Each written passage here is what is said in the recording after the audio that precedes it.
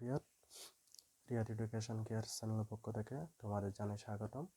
আজকে আমরা business math এর গুরুত্বপূর্ণ অধ্যায় ম্যাথমেটিক্স অফ ফিনান্স অধ্যায়টা বা অধ্যায়নের গণিত অধ্যায়টা আজকে আমরা শুরু করব।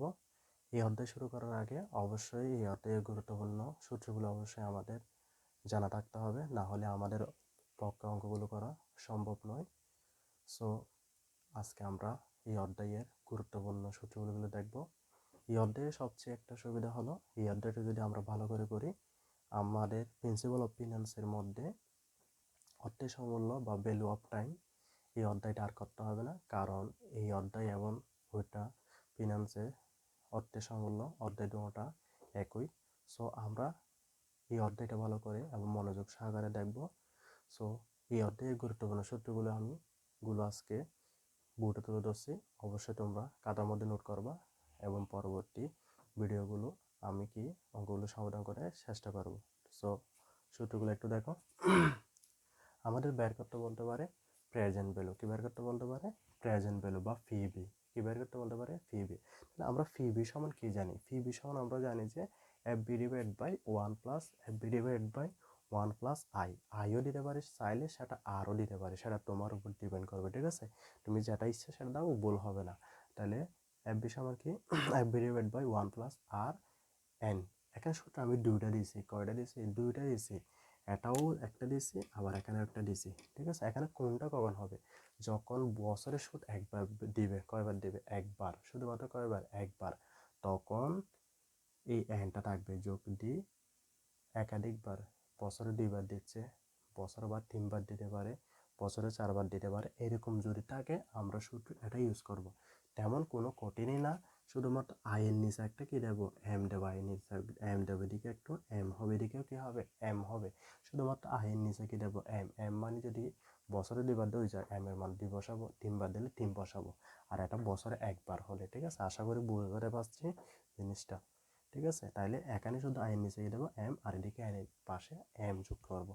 ঠিক আছে, সেম ভাবে ফিউচারের ভ্যালুর ক্ষেত্রে এফ বি বা ফিউচার ভ্যালু সমান আমরা জানি কি পি বি ইন্টু 1 প্লাস আর বা আই, যেটাই ছেড়ে দাও, ব্র্যাকেট ডেকে দেবো এন দেবো। ঠিক আছে, এখন এটা কি? এটা মানে বুঝে গেছো তোমরা অবশ্যই কি বছরে একবার 2বার 3বার যদি উল্লেখ থাকে, তখন আমরা এম আনবো। কি আনবো? এম। এম এনে তাহলে আর এর ডিভাইড বাই কত? এম, এদিকে কি এন এম হবে। আশা করি বুঝছো। এগুলো হলো বেসিক সূত্র। ঠিক আছে, মোটামুটি এগুলো বি পার্টের মধ্যে অঙ্ক আসতে পারে। ঠিক আছে, আসে। ঠিক আছে, আর এগুলো হলো আমাদের বেশিরভাগ এই অধ্যায় বা ভ্যালু অফ টাইম ফিনান্সের মধ্যে আসে যে কিস্তির অঙ্ক। কিসের অঙ্ক? কিস্তি বা ইনস্টলমেন্ট। ঠিক আছে, ইনস্টলমেন্টের অঙ্ক বা কিস্তির অঙ্ক বেশিরভাগ আসে। ঠিক আছে, এগুলো খুবই গুরুত্বপূর্ণ। এই সূত্রগুলো অবশ্যই একটু টেকনিক দিলে তোমরা আশা করি মাথার মধ্যে সেট আপ করতে পারবে। দেখো এখানে যখন পিবি, সেখানের মধ্যে অবশ্যই পিবিও থাকবে, এফবিও আমাদের ইউজ করতে হবে। অবশ্যই আমরা প্রশ্ন দেখলে তখন আমরা কি বুঝে যাবো। ঠিক আছে, এখন দেখো পিবি। পিবি এখানে আমি সূত্র দেখো, পিবির সময় আমি কি দিচ্ছি? কিস্তির ক্ষেত্রে কিন্তু এ বলতে এখানে কিস্তির পরিমাণটা ধরবে। কি ধরবে? কিস্তি কত টাকা দিচ্ছে সেটা ধরবে। ঠিক আছে, ইনস্টলমেন্ট দেখো A divide bracket 1 plus 1 divide by কত? 1 প্লাস কত? আই। 1 প্লাস কত? আই। ঠিক আছে, এদিকে ব্র্যাকেট দিয়ে কি দেবো? এন লিখবো। আবার টোটাল ডিভাইডেড বাই কত লিখবো? আই লিখবো। টোটাল ডিভাইড বাই কত লিখবো? আই। অনেকটা এদিকের মতো আর কি। এখানে একটা কি হয়েছে, এটা এফবিতে 1 হয়েছে, আর এদিকে একটু 1 প্লাস হয়েছে। ঠিক আছে, আবার আরও একটা হবে, এটার কি হবে? আর একটা হবে। সেমভাবে আরেকটা কি বছরে 12 হলে এম মানে হলো বছরে একবার 2বার 3বার যদি সুদ উল্লেখ থাকে, তখন আমরা আই এর নিচে একটা কি আনবো? এম আনবো। এখানে আই ছিল, সেখানে একটা কি আনছি? এম। আর এন এর পাশে একটা কি? এন লিখবো। আসলে একটা সূত্র যদি তুমি মাথা সেট আপ করতে পারো, পরবর্তী অবশ্যই তুমি কি টেকনিকের মাধ্যমে, হ্যাঁ এটা হলে এটা হবে, এটা তোমার মাথার মধ্যে এমনি এমনি চলে আসবে। ঠিক, এখন আমরা পিবির কিন্তু আরও দুইটা আছে। কয়টা আছে? দুইটা আছে, তেমন কঠিন না। কোনটা কখন ইউজ করবো আমি অবশ্যই বলে দেবো। এখানে পিবি সময় আমাকে দিচ্ছে 1 প্লাস আই। এদিকে যা আছে কিন্তু তাই বসাইছি। কি বসাইছি? এদিকে যা আছে তাই শুধুমাত্র এটা এক্সট্রা বসাইছি। 1 প্লাস কত? আই। 1 প্লাস কত? আই। ঠিক আছে, এগুলোও কিন্তু সেম, শুধুমাত্র আই এর জায়গায় কি আইটা এখানে এম কি জন্য বসাইছি? বছর একাধিকবার হতে পারে। আই এর নিচে কি বসাইছি? এম। আই এর নিচে কি বসাইছি? এম। এদিকে কি 1 প্লাস আই নিচে কি বসে এম। আচ্ছা, এই দুইটা সূত্র কখন ইউজ করবো, ঠিক আছে।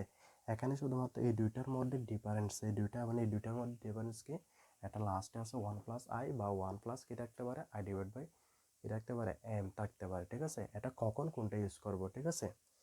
যখন সূত্রের মধ্যে বলবে beginning of the year, beginning of period, beginning of period বছরের শুরুতে বললে আমরা ফিবের ক্ষেত্রে এই দুটো ইউজ করব, আর বছরের শেষ বললে এই দুইটা। বা আশা করি বুঝতে পেরেছো, যখন বছরের শেষ বলবে, ঠিক আছে, বছরে কি বলবে শেষ বলবে, তখন 1 প্লাস আই বা 1 plus I divide by M কখনো হবে না। যখন বছরের শুরুতে বলবে, বছরে কি বলবে শুরুতে, বিগিনিং অফ পিরিয়ড মানে কি বছরের শুরুতে যখন বলবে, আমরা কি করব 1 প্লাস আই যুক্ত করব। তাহলে একটা যদি মুখস্থ করি আমরা পরেরটা অবশ্যই মনে রাখতে পারবো, কারণ এটার সাথে শুধুমাত্র 1 প্লাস আই যুক্ত করলে বা 1 plus I divide by M যুক্ত করলে সেটা বছরের শুরুতে, আর যদি যুক্ত না করি সেটা কি বছরের শেষে।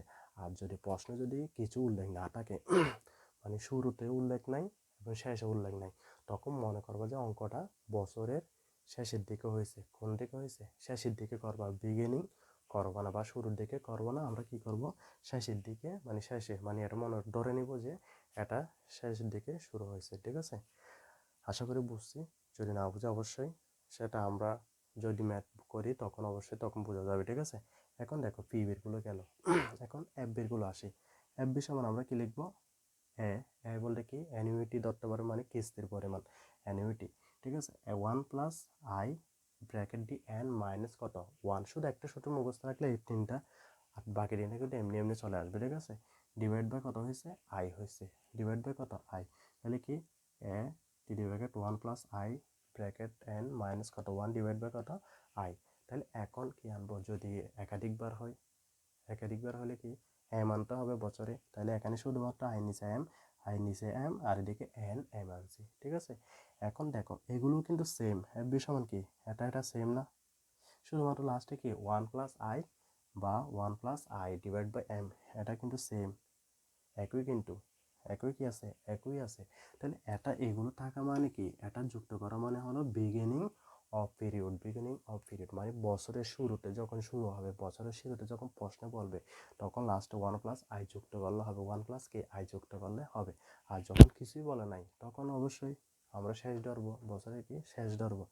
আশা করি সূত্র জিনিসগুলো বুঝছি, শুধুমাত্র এখান থেকে একটা মুখস্থ করলে এই তিনটা, এখান থেকে সেম একটা মুখস্থ করলে বাকি তিনটা বুঝতে পারছি। আশা করি তোমরা নিজেরা নিজেদের মতো করে মাথার মধ্যে সেট আপ করবা, ঠিক আছে, নিজেরা নিজেদের মতো। তারপর আর তিনটা সূত্র লাগে, এগুলো একটু কম আসে, স্বাভাবিকভাবে এগুলো কি আসে কমই আসে, যেমন ইআইটি না ইআইআর এর মানে এফেক্টিভ ইন্টারেস্ট মানে কার্যকারী সুদের হার, আমাদের কি বের করতে বলতে পারে কার্যকারী সুদের হার সমান 1 plus I divide by M bracket দিয়ে এম লিখবো মাইনাস 1 মাইনাস কি 1, এটা হলো কার্যকরী সুদের হার যখন বের করবো বা ইফেক্টিভ ইন্টারেস্ট রেট। তারপর রুল 72 বলতে পারে, কি বলতে পারে আমাদের রুল 72 মধ্যে এন এর মানও বের করতে বলতে পারে, আর এর মানও বের করতে বলতে পারে, দুইটা রুল 72 অঙ্ক কয়টা বলতে পারে, আর এর মানও এন এর মানও।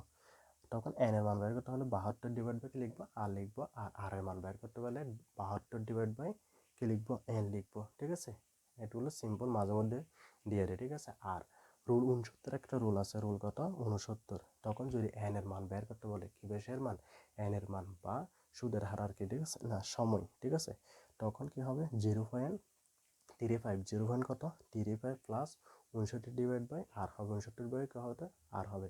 আবার অনেক সময় আর এর মান বা সুদের পরিমাণ বের করতে বললে 0.35 প্লাস 69 কত এন, ঠিক আছে। এগুলো একটু কমে আসে, তারপরে দিয়ে দিয়েছে সুবিধার জন্য, কিন্তু বেশিরভাগ আসবে আমাদের কিস্তির অঙ্কগুলো। অবশ্যই কিস্তির জিনিসটা, এই সূত্রগুলি জিনিসটা তোমার মাথার মধ্যে সেট আপ করবে, একটা দেখলে কিন্তু এই তিনটা, একটা দিলে এখানে 4টা হয়ে যাচ্ছে, এখানে একটা দেখলে আর বাকি 3টাও হয়ে যাচ্ছে, সেমভাবে হিসাব করলে এখানে 4টা বা 4টা সূত্র হিসাব করলে, কারণ এখান থেকে একটা এখান থেকে একটা এখান থেকে একটা এখান থেকে একটা টোটাল 4টা হিসাব করলে কিন্তু মাথার মধ্যে ভালো করে সেট আপ করলে তোমার বাকি সূত্রগুলো অবশ্যই পেরে যাবা। সাথে এগুলো একটু দেখে নিবা, ঠিক আছে, বাকি সূত্রগুলো। আশা করি তোমরা সূত্রগুলো মাথার মধ্যে সেট আপ করেছো, অবশ্যই খাতার মধ্যে লিখে রাখবা। আমি পরবর্তীতে এই অধ্যায়ের প্রত্যেকটা অঙ্ক কীভাবে আসে বোর্ডের আমাদের কোয়েশনের মধ্যে সেগুলো নিয়ে আমরা সমাধান করব, ঠিক আছে?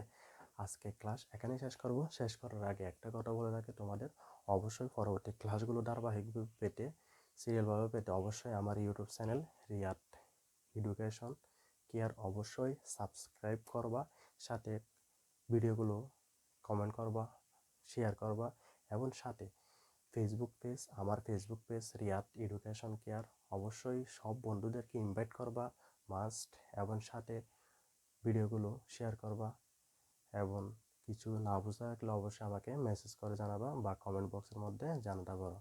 আজকের ক্লাস এখানে শেষ করতেছি, পরবর্তী ক্লাসের জন্য অবশ্যই পাশে রাখবা। এই বলে আজকের ক্লাস সমাপ্ত করলাম। আল্লাহ হাফিজ।